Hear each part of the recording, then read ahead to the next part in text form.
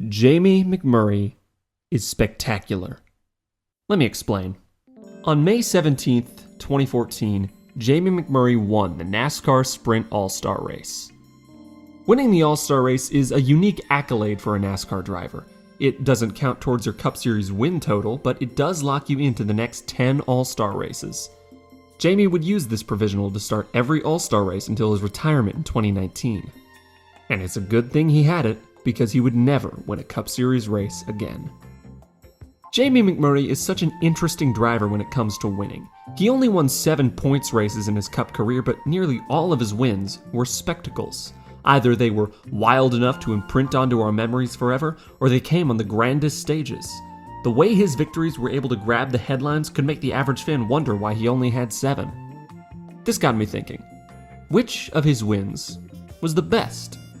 When I say best, I don't just mean which race was Jamie McMurray's best performance, like if he was at the front all day or led the most laps. Sure, that's definitely part of it, but I feel that there should be some other criteria involved.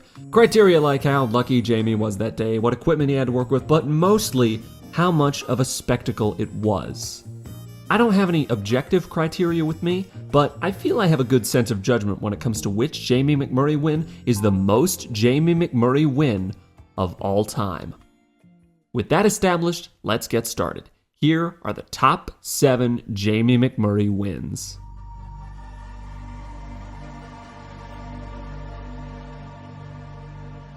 If I asked you, a modern NASCAR fan, what all of Austin Cindric's wins were, it probably wouldn't be too difficult for you to answer.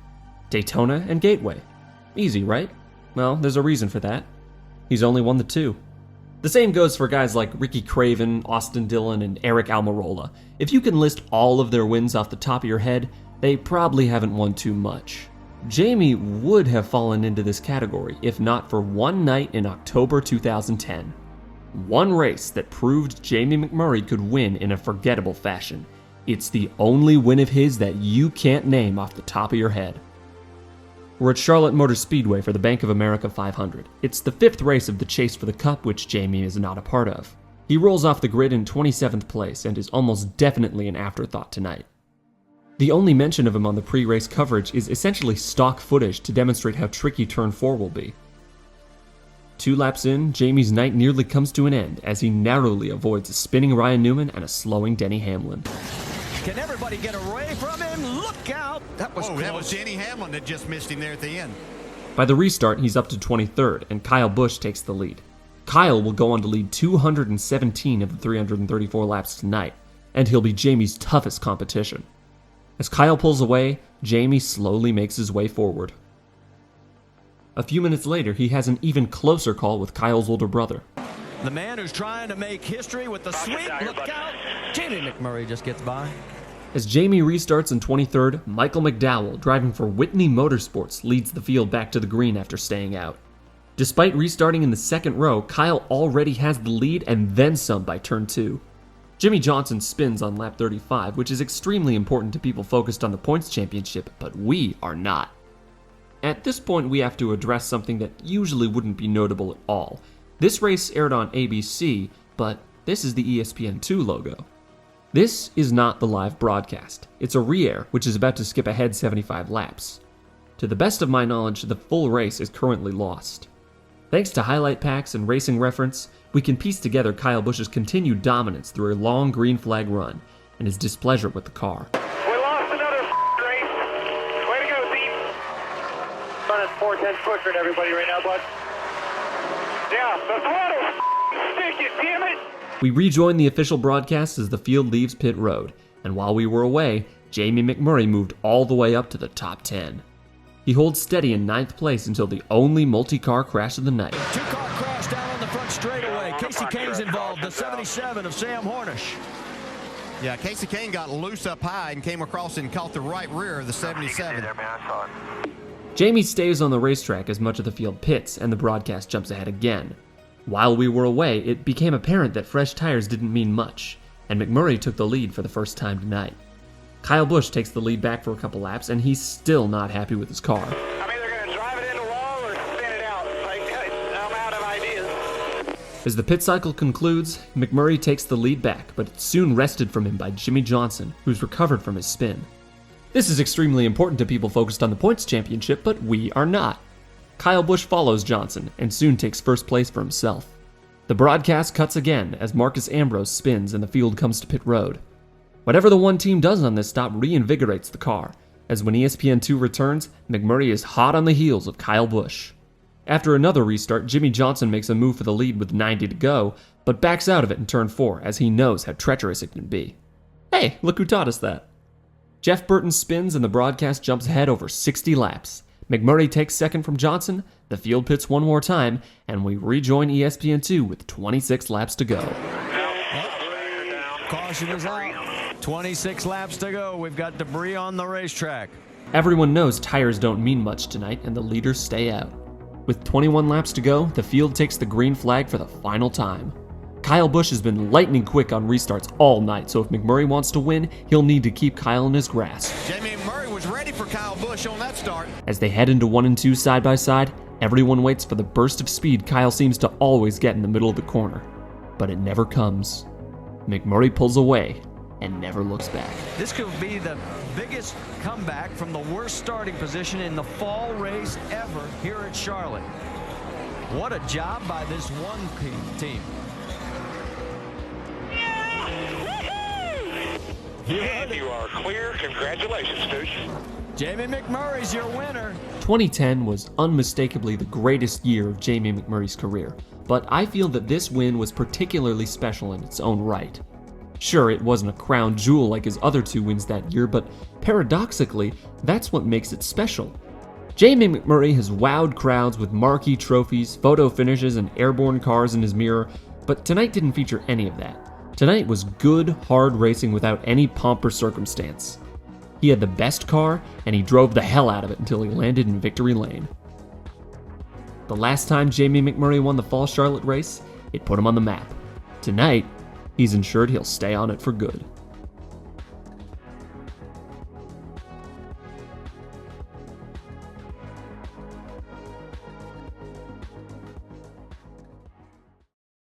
We've already established that the rest of Jamie McMurray's wins come with some form of spectacle, but sometimes the spectacle doesn't directly involve him. Instead, it's all around him. There's 10 laps to go in the 2013 Camping World RV 500 at Talladega. There's over 25 cars still in the lead pack, and McMurray leads them. Talladega is one of the most unpredictable racetracks in NASCAR history. Just a year ago, the field was 4 wide, several rows deep on the final lap, before one wrong move caused one of the largest wrecks of all time. It feels like, in the plate era, something nuts is always happening in the closing laps at Talladega. What the hell is this? I suppose it's my job to explain what this is. This is colloquially known as the freight train, when, in the closing laps of a superspeedway race, the entire field jumps up to the high line, right up against the outside wall. It's a relatively recent phenomenon, both in this race and in NASCAR's history. It'll go on to dominate much of plate racing in the Gen 6 era, but it's mostly subsided these days. Why does this happen?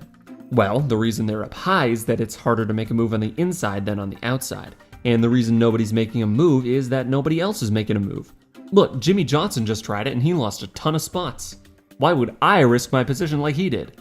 You might be asking if I could have gone with Johnson to make something work, and to that I say stop asking so many questions. Who's the hypothetical race car driver here? Besides, there's plenty of time.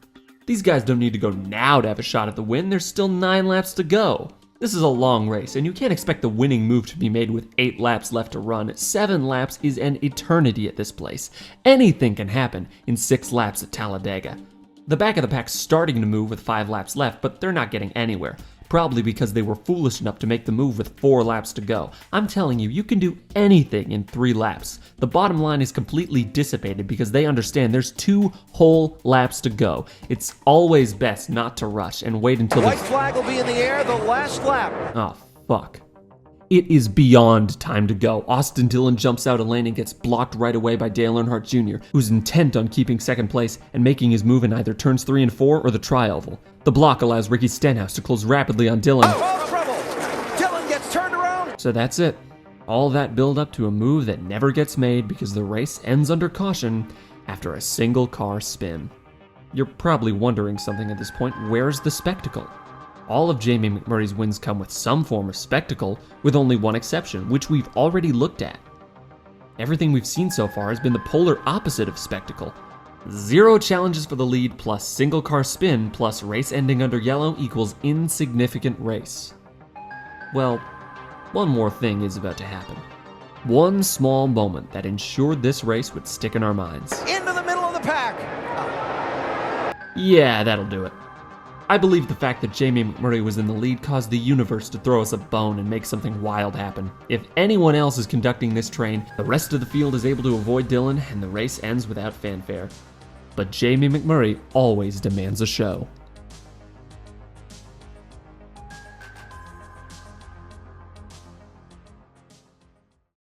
Jamie won at Talladega twice.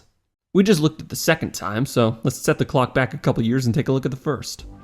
It's 2009, well before the Highline freight train became commonplace. And if you know anything about Talladega in 2009, you know something crazy is about to happen. It's going to be so crazy that Jamie pulls out a line on the first lap and drops out of the lead pack to avoid the chaos. So let's jump ahead a little and check in on the... You have got to be kidding me. This time, drivers aren't doing it out of strategy, it's more of a protest. See, the last time the Cup Series visited Talladega, that happened. And that was a result of Brad Keselowski and Carl Edwards breaking away from the field thanks to bump drafting. NASCAR does not want this to happen again, so much that they've told the drivers not to bump draft in today's race. Mike Helton said in the drivers' meeting that aggressiveness will not be tolerated to the point where a win could be taken away.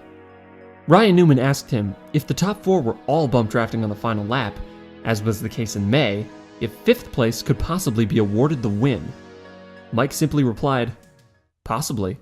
To put it plainly, drivers have all the incentive in the world not to race hard lest they be disqualified.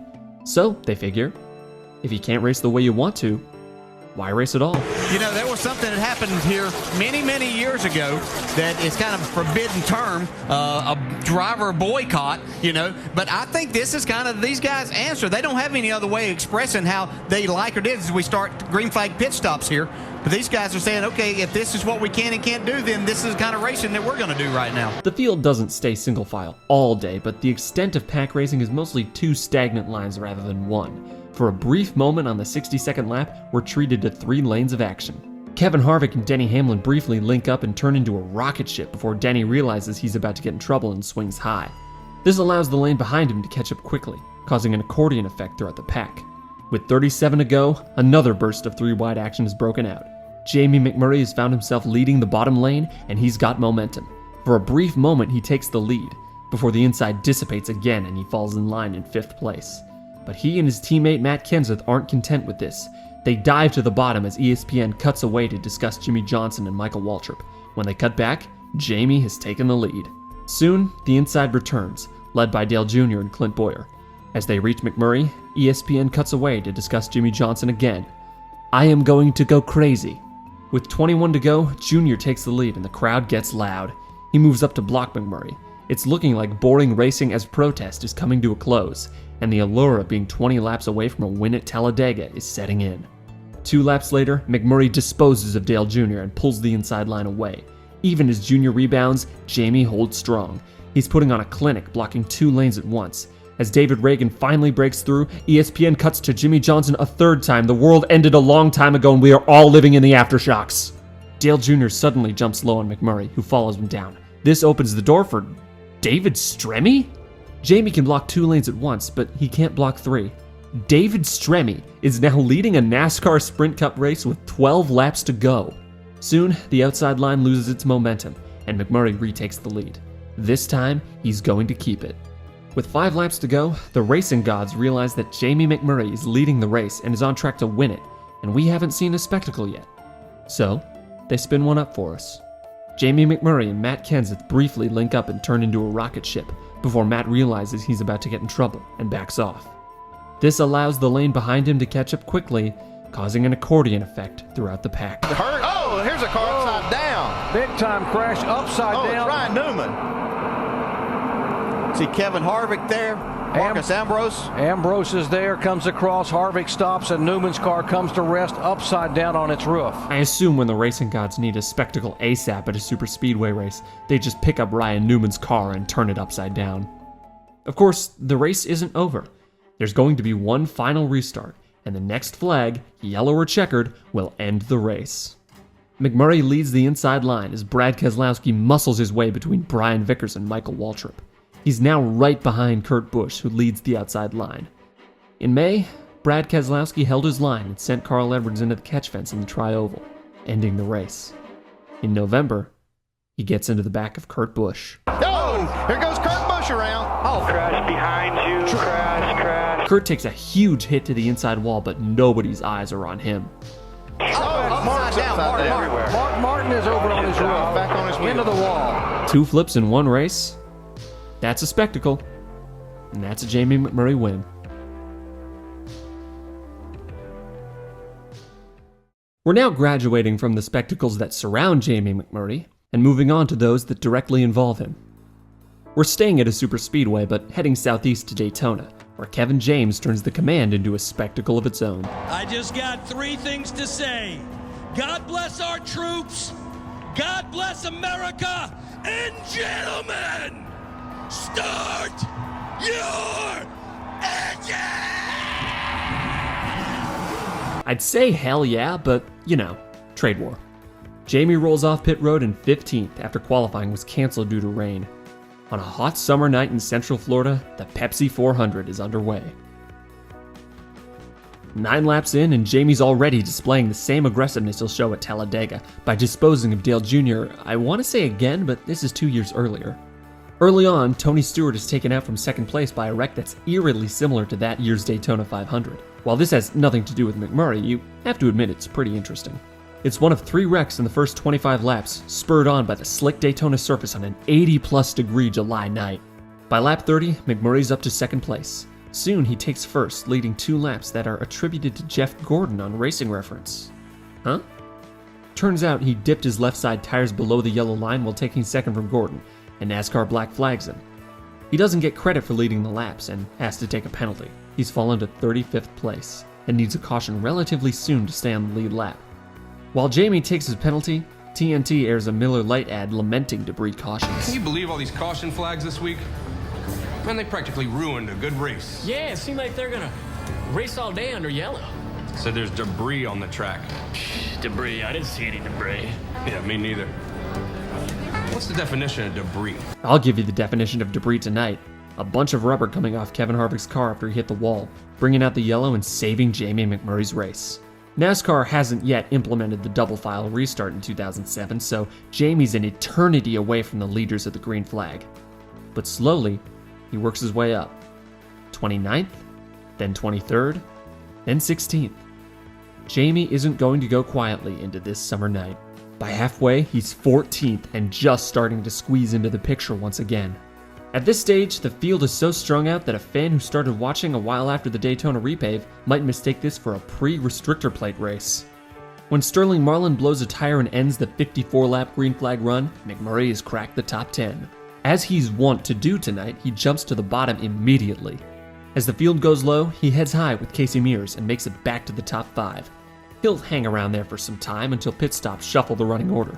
Once again, Jamie goes against the grain, taking Kyle Busch to the high side. This blows apart the entire organization of the lead pack, and Jamie and Kyle take advantage. Kurt Busch moves Jamie into the middle lane, which could be a death knell to his hopes of winning. But the 26 Ford has something fierce under the hood tonight, and he finds a way to stay with the leaders. With 17 to go, he just barely avoids getting taken out by David Gilliland, but he lets off the throttle just enough to both miss the 38 and keep his position. Since the black flag, Jamie hasn't put a foot wrong. As the laps wind down, Jamie is the lead Ford behind a gang of Chevrolets, but he's got teammates Carl Edwards, Greg Biffle, and Matt Kenseth behind him. But before they can launch an attack on the leaders, Brian Vickers and Joe Nemechek go around behind them. One final caution, and one final restart. Jamie's surrounded by Hendrick cars. By now, it's clear that he's the leading Ford and the rest are his supporting cast. What isn't clear is who his main rival from the Hendrick camp will be. The Chevrolets haven't had a clear-cut leader tonight, and as Kyle Busch moves high, it's not certain they'll all work with each other. Jamie decides to take Kyle up on this individualist philosophy, jumping high and letting Kyle push him all the way to the back bumper of Gordon, where he pulls off what might be the perfect pass in the tri-oval to take the lead. With 5 laps left, the two men who wanted it enough to abandon their teammates and work together are now dead even for the lead. In turn 4, Kyle breaks loose ever so slightly. At the 500 in February, this was enough to send him around in the final lap, igniting the big one as Mark Martin and Kevin Harvick etched a place in history. This time, he's learned from his mistakes and is able to keep his car in a straight line. On the backstretch, Carl Edwards just takes Jimmy Johnson's lunch money, forcing his way into second on the low line. Just as Jamie is pushed by Kyle's teammate, Kyle is now pushed by Jamie's teammate. Jeff Gordon gets a massive run and pushes Jamie way out in front. What he probably intends to do here is clear Kyle and make him move for the lead himself, just like what Jamie did to him earlier. But he just can't pull it off. With 2 to go, Kyle's back on Jamie's inside. At the white flag, Jamie blocks a run by Jeff Gordon, and it's enough to let the rest of the inside line catch up to Kyle. Or at least it would if Kyle hadn't been being pushed by Jamie's teammate. As Gordon fades, Carl Edwards jumps high and slots in behind Jamie. Kyle, meanwhile, has his older brother Kurt in his rearview mirror. Their relationship is tenuous at the moment thanks to a wreck in the All-Star race back in May, but Kurt's not going to try anything now. The stage has been set. The characters are in place. Neither of these lines will budge until they reach the checkered flag. It is time for a spectacle. Kyle Busch is the guy right here. He's your winner. He's going to have the momentum, and he's going to get to the line. Coming to the checkers. Oh, that was close. I don't know. Waiting for scoring. I think the 26 got him. It says 26 on the monitor. Wow. Great. My God. Where you think? Jamie McMurray has won the Pepsi 400. 5 thousandths of a second. At the time, this was tied for the 3rd closest finish in Cup Series history, and today it's tied for 6th. That is how you get the fans to remember your name.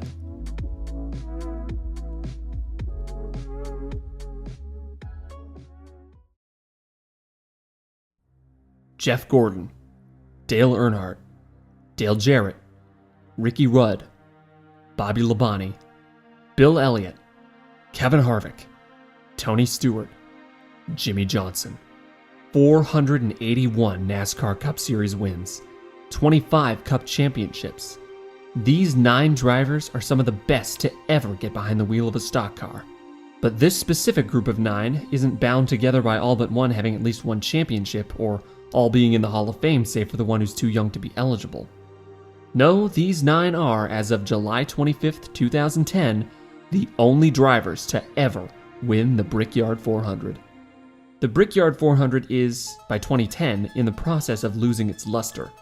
Prior to 2008, it was a must-see crown jewel of the NASCAR calendar, but an unmitigated disaster on the part of Goodyear soured fans on the race. Many fans will tell you that it just wasn't the same after that. But it isn't 2017 yet, it's still 2010. 5.7 million people have tuned in to watch this race, the 3rd most of any race on cable TV that year. This race is going to be seen as a spectacle, especially since it's at the home of the greatest spectacle in racing. Jamie starts 4th, but all eyes are on his teammate Juan Pablo Montoya. He starts on the pole and is looking to become the first person to ever win both the Indy 500 and the Brickyard 400. This is the 2nd year in a row that Montoya started on the front row at Indy. In 2009, he led 116 laps, 92 more than his closest competitor. He wasn't just leading, he was crushing everyone else into dust. Chip Ganassi gave him a rocket ship, and he knew just how to operate it. The thing about rocket ships is, while they're great at going fast, they're not so good at slowing down. 42 car was too fast on pit road in 2 different segments. You know, never badmouth NASCAR, but if they do this to me, I'm gonna kill them. Juan is more than beside himself. He was by far the best car and driver all day, and it's been all thrown into the trash thanks to a speeding penalty on his final pit stop. Juan Pablo Montoya is one of the greatest all-around race car drivers of all time, and in my opinion, the best of his era. He wouldn't just fit in on the list of Brickyard winners, he belongs there. But it just wasn't meant to be. This memory is fresh in everyone's mind 1 year later, and Chip Ganassi's no exception. Last year, he brought a rocket ship, and it didn't work out. So this year, he brought a backup. Montoya isn't the only Indy 500 winner in the field, though. 2006 winner Sam Hornish Jr. is also here. I bring this up because Hornish wrecked on the first lap. Jacques Villeneuve is in the race as well, but he won't do anything of note. Montoya picked up right where he left off on pit road last year, leading 33 of the first 37 laps. McMurray's in 5th place when Montoya pulls onto pit road. He's got a vibration somewhere in his car, and the 42 team brings him in. Turns out a chunk of his right front tire had come off, and his car is going to be okay. Not only is he still within his fuel window, but he was 2 seconds ahead of 2nd place with a bad tire. If he can get back to the front without any issues, the rest of the field isn't going to have a hope in hell of winning this race. By the 51st lap, he's leading once again. Running in 2nd position, but he is way off sequence. He is going to have to stop here pretty soon. Soon he's passed by Greg Biffle, thanks to being off sequence after the unscheduled pit stop. Once he gets back in sync, he'll be golden. Well, one thing Montoya would love to see right now is a caution flag, and that would put him back on the same sync with the rest of the cars and get him back in the game before he loses too many more spots. Yeah, I'd say he's within 6 or 7 laps here of probably making his pit stop. And we got the caution, turn to debris. Meanwhile, Jamie McMurray is still in 5th. He hasn't gained any ground on the leaders, but he hasn't lost any either. It takes a while for Montoya to reel in Biffle, but after undercutting Biffle on pit road, he cycles back into the lead. As Montoya starts to pull away, McMurray has made his way up to 3rd. On a restart with 39 to go, McMurray takes 2nd from Biffle. With 21 laps left, debris brings the caution out. For the 2nd year in a row, Juan Pablo Montoya leads the Brickyard 400 as he heads onto pit road for the final stop. Wow, Montoya takes 4, Biffle takes 4, and look where they come out. 7th, 8th, Boyer, 9th, Busch, 10th. The 2-tire strategy by the first 6 cars. Most eyes are still on Montoya, but it'll be a tall task to get from 7th to 1st in less than 20 laps. McMurray, on the other hand, is leading. Jamie, with 2 fresh tires, is inside the 1st row. Juan, with 4, is inside the 4th. The Ganassi cars have been the best all day, so it's all going to come down to whether Montoya can catch McMurray. McMurray's pulled away from everyone save for Kevin Harvick. It looks like whenever Montoya can get to the front, it's going to be a 3-way. Trouble right at the pit end. It's like Montoya and Jr. Juan Pablo Montoya takes his car straight to the garage. 86 laps led, and for the 2nd year in a row, he'll have nothing to show for it. This is exactly why Chip Ganassi brought a backup. Jamie McMurray has been thrust into the spotlight. The man of spectacle will have to defeat one of the 9 Brickyard winners if he wishes to join them. With 11 laps remaining, the green flag flies for the final time. McMurray takes the lead away from Kevin Harvick on the outside and never looks back. Yeah, right there, you can see him come off the corner. Be a part of it, guys. That is outstanding what you've done for Chip Ganassi Racing, fellas. Jeff Gordon, Dale Earnhardt, Dale Jarrett, Ricky Rudd, Bobby Labonte, Bill Elliott, Kevin Harvick, Tony Stewart, Jimmy Johnson, and Jamie McMurray.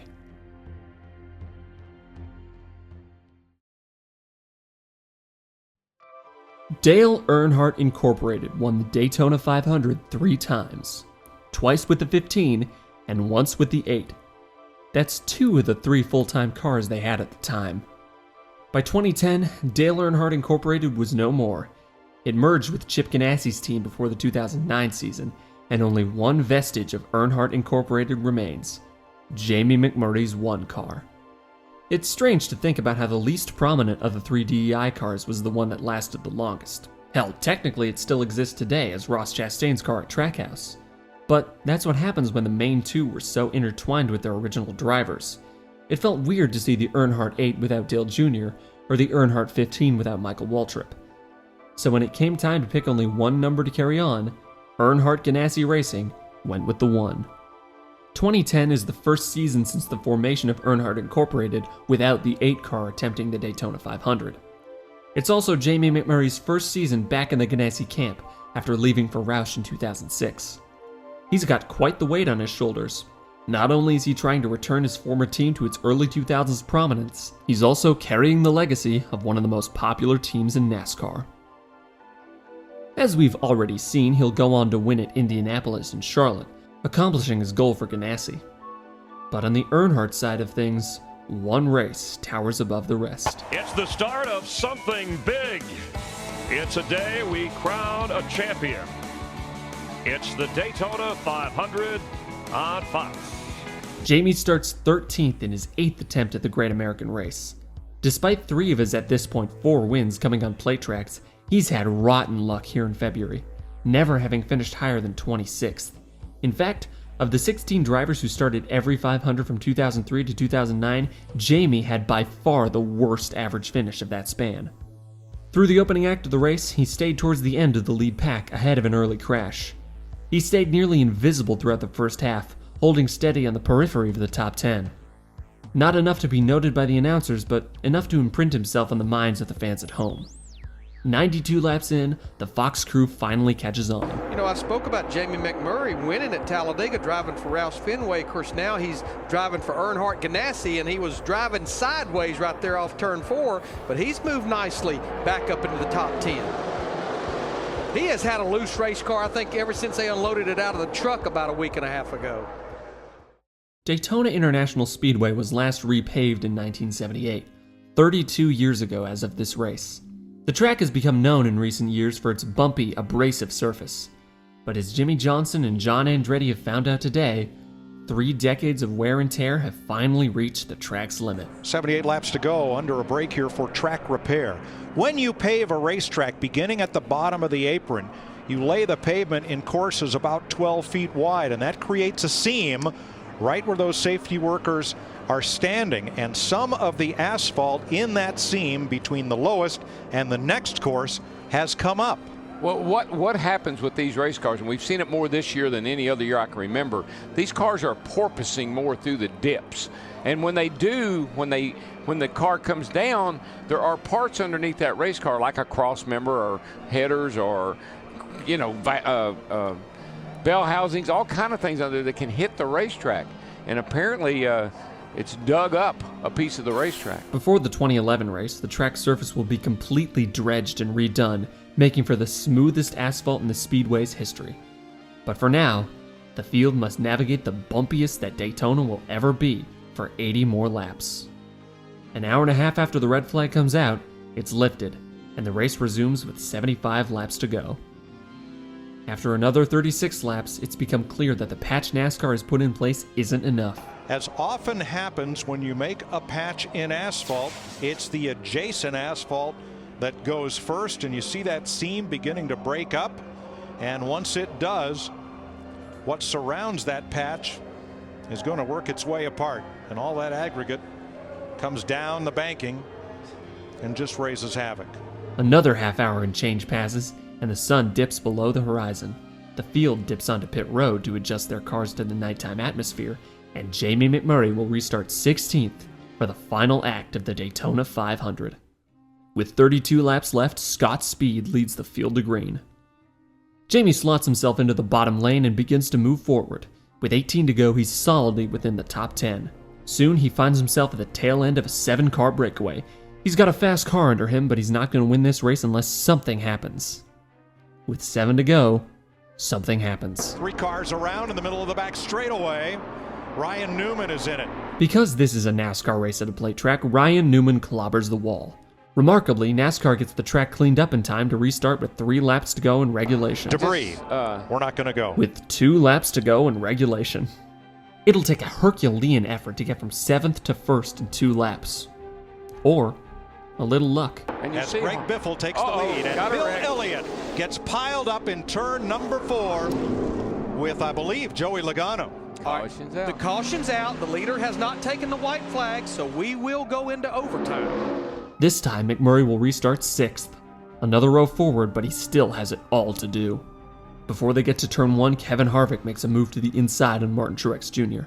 Not only does this clear the outside for McMurray, but Truex trying to block the 29 slows everyone up, allowing Jamie to close right up to Truex's bumper. Harvick stays on the throttle as the rest of the inside slows, giving Jamie a golden opportunity that he doesn't hesitate to take. Look at McMurray in that 1, jump to the bottom. Oh, I got another wreck. Dadgum. Casey Kane. Caution is out. So we'll try Casey it again. Kane in the 9, Robert Richardson in the 38. Now I want to know who the visionary was that said we better try this 3 times, because once ain't going to be enough. Now Jamie's restarting on the front row. All he has to do is get a better jump off the line than Harvick, and he'll find himself leading the Daytona 500 with less than 2 laps to go. No dice. Harvick takes the lead out of turn 2, but it won't last long. Getting bumped from Greg Biffle in the 16 car. Remember when Carl Edwards stepped out of line to pass Jimmy Johnson in 2007? Well, he's going to try it again. For him and Harvick, this is an absolute disaster. But for Jamie McMurray, the slot machine displays 3 cherries in a row. White flag. There will be no more restarts.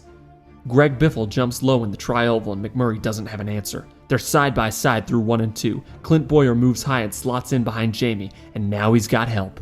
Suddenly, Dale Jr. muscles his way to second. Jr.'s run tapers out after he disposes of Biffle and Boyer, but before he can reach the back bumper of McMurray. Perhaps it was fate that the last of the Earnhardt Incorporated cars to win the Daytona 500 would be pushed by Dale Jr. himself. Crash at the back, never mind. Green flag still out. Checkered flag in the air. The 52nd Daytona 500 to Jamie McMurray. Yes! Little Jamie, baby! How about that? Jamie McMurray, Teresa Earnhardt, Chip Ganassi, Felix Sabates winning the Daytona 500. And don't forget Bono.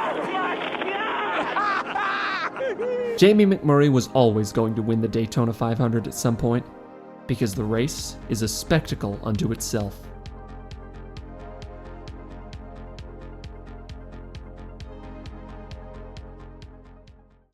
A spectacle, at its best, is something amazing and unexpected. Something that makes you rub your eyes in disbelief at what you just saw. Something that is just not supposed to happen. One of Jamie McMurray's 7 wins towers above the rest when it comes to that last sentence. Jamie McMurray was able to do something that, by all accounts, shouldn't be possible. The distilled essence of a Jamie McMurray win can be found in his first. Oh, hard into the wall. Sterling Marlin, a vicious crash. And he's coming down to the inside and stopped just before he got to the inside wall. Caution is out. Until this moment, Sterling Marlin was having one of the best seasons of his career. With 2 wins on the year, he was 81 points out of the championship lead entering Kansas, but he left the Sunflower State with a fractured vertebrae of the neck. He'll be out for the rest of the 2002 season, and Chip Ganassi needs a new driver immediately. Enter stage left, Jamie McMurray. The 26-year-old prospect hasn't yet won a Busch or truck race, but he's earned 11 top 10s so far this year in the Bruco Motorsports 27 car in the Busch Series. Tapped to drive the Coors Light 40 car that sits 4th in the owner points, Jamie is thrown right into the fire at his first race at Talladega. Luckily for him, it's the 2002 EA Sports 500, the final cup race with 0 cautions. He comes home 26th, 1 lap down. 1 week later, the NASCAR world descends upon its home track for the UAW GM Quality 500. A steady drizzle washed out qualifying, meaning Jamie will start in 5th place thanks to owner points. 3 hours after its scheduled start time, the race begins. Now, what's going to happen when the field comes off turn 4 this time is they're going to get the green flag, but the caution flag will stay out as well. So the race is going to officially begin here, but because, as you heard Jeff Burton say, there are some areas up at the top of the track still a little bit damp. All right, they're going to do that in another lap, I understand, the green flag. 5 laps in, the race actually begins. Early on, it's clear that McMurray is no slouch. He makes passing future Hall of Famer Mark Martin look easy. He holds steady in 7th place until the first round of pit stops, which sees him fall to 11th. Wally and I were talking about the pit stop of Jamie McMurray, the driver of the 40 car, and watch when that right front tire comes off. Yeah, when they pull that right front off, you'll see all this black, looks like dirt, and that's brake dust off the front brakes. See all that right out of the wheel? That is a lot of brake dust for Charlotte or Lowe's Speedway. Yeah, and not more than 100 miles. Yeah, and like I said, you don't really use your brakes here unless your car's not handling very well. So he may be pushing a little bit, car may be not turning for him. The 88-mile green flag run finally came to an end when Bill Elliott's right rear tire let go. McMurray's fallen to 17th as Hermie Sadler's engine brings out another yellow. His race goes quiet through the middle stages, languishing in the back half of the teens. His day sounds like a broken record. Tight, track bar adjustment, tight, wedge adjustment, still tight, more wedge. Lap 173 radioed in, the car is still tight. Bill? Soon, drivers peel onto pit road one by one, and Jamie McMurray sees nothing but daylight ahead of him for the first time. His car's been tight all day, but on this pit stop, the 40 team finally remedies the situation. Since he just pitted, he can stay out and jump a ton of spots if he catches a caution quick. Luckily for him, Ricky Rudd's about to blow a right front tire. Oh, and Ricky Rudd, hard contact with the outside retaining wall. Well, I guess. The leaders pit and Jamie stays out. I can't stress enough how perfect the timing of this caution was for McMurray. It single-handedly catapulted him into contention for the win. This was, without a doubt, the turning point of the race. Bobby Labonte leads. The silver car, Jamie McMurray. Check that, Jamie McMurray leads. I'm sorry, in the 40 car. Did he not stop? No, he didn't. 40 car didn't pit under the caution. That's why he's out front. All right, battle for the lead. Here comes Bobby Labonte on the outside of Jamie. He takes the lead. Bobby Labonte puts up a valiant effort, but McMurray takes the lead back just before the front stretch is transformed into the most expensive junkyard in the Carolinas. 5, 6 cars involved. Kevin Harvick's in it. Ward Burton, Ricky Craven, Robbie Gordon. It's Bobby Hamilton sliding across the grass. Jamie takes off on the restart and leads the next 40 laps. If he hangs on, he'll do something that no Cup Series driver has ever done in NASCAR's modern era: win in just his second start. With 50 laps to go, he pulls in for his final pit stop. Jimmy Johnson here in the 600 slid through his pit. Yeah. This is a pit stop that might win the race for him. Got to be careful. He can't speed down pit road and get the car in the box. Do not slide through. 3,900 at the cone. 3,900, second gear. Biggest pressure pit stop this guy's made in his career. Dave Burns, watch that yellow line. BP, he's made 2 years worth of pit stops in the Busch Series, but now in his second Winston Cup race, he pits as the leader. This fuel will take him to the end. The extra man over the wall, giving him a clear windscreen. 4 tires for this crew who has taken Sterling Marlin to 2 wins this year. They performed their work at a good pace. Jamie, moving the tires just a little bit before the last lugs went on the rear tires, but Jamie's off of pit road. No mistakes. He gets out ahead of Bobby Labonte, the only man who's had anything for him in the second half of the race. He has to remain perfect because Labonte is breathing down his neck. Okay, so you're in your second ever NASCAR Winston Cup race, and you're in a fight for the victory with the Winston Cup champion of 2 years ago. Yeah, the guy that gets around this place really good. Yes. I don't think anyone expects Jamie McMurray to win this race. He's a rookie going head-to-head with one of the best to ever do it. He's never ran a Cup race at an intermediate track before today, and he's never won a NASCAR race, period. In spite of all of this, he's not giving up. Here he goes. Labonte tries to go on the inside. The 11 car is there. That's what got the Jamie McMurray car bogged down off turn 2, which allowed Labonte on the inside. McMurray would not give it up. As the laps tick down and the sun disappears, McMurray inches closer and closer to history, and further from the 18 car. 20 laps to go, then 15, then 10. Jamie's still got his foot to the floor and a champion in his mirror. 5 laps to go. He must remain perfect. Labonte's hot on his heels as the white flag flies. Underdog stories don't always come to fruition. So often, something will happen at the last possible second to quash the little guy and hand victory to someone like Labonte. But tonight, the stars have aligned for the 26-year-old rookie making his second Cup Series start. One final set of corners to go. No lap traffic to come into play. Labonte's going to have to make a desperate move here. He rides into the corner deep. Come on, the right side over. Come on. He'll do it. 26-year-old Jamie McMurray pulls off the victory in just his second NASCAR Winston Cup start. Unbelievable. I am shocked, almost beyond words, but not quite. The upset special of the year. Any sport, bar none. The congratulatory rub from the champion, Bobby Labonte. And look at this crew.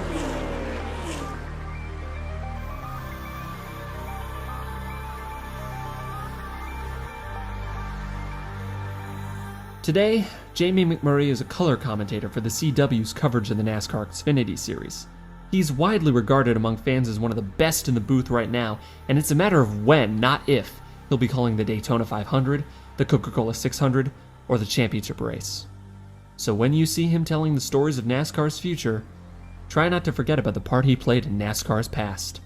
Because Jamie McMurray was spectacular.